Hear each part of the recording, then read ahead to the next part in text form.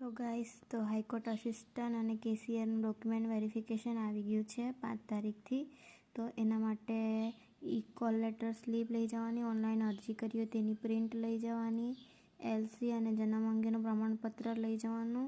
બંને સાથે રાખેલું હોય તો સારું, એક લઈ જાય તો પણ વાંધો નહીં. 10માની માર્કશીટ પ્રમાણપત્ર, 12માની માર્કશીટ પ્રમાણપત્ર, ગ્રેજ્યુએશન સર્ટી માર્કશીટ ને પ્રમાણપત્ર, ટાઈપિંગ સર્ટી, જાતિનો દાખલો, નોન ક્રિમિલિયરનો દાખલો, ઈડબ્લ્યુએસ માટેનું પ્રમાણપત્ર, શારીરિક અશક્ત હોય તેના કિસ્સાનું પ્રમાણપત્ર, માજી સૈનિકનું પ્રમાણપત્ર, જોબ કરતા હોય તેનું એનઓસી, જો કેસ થયો હોય તો એની એફઆઈઆર ચાર્જશીટ, નકલ અટકમાં ફેરફાર કર્યો હોય નામમાં તેની નકલ, પછી કેરેક્ટર સર્ટિફિકેટ 2 વ્યક્તિના અને આઈડી પ્રૂફમાં કોઈ એક લઈ જાઓ.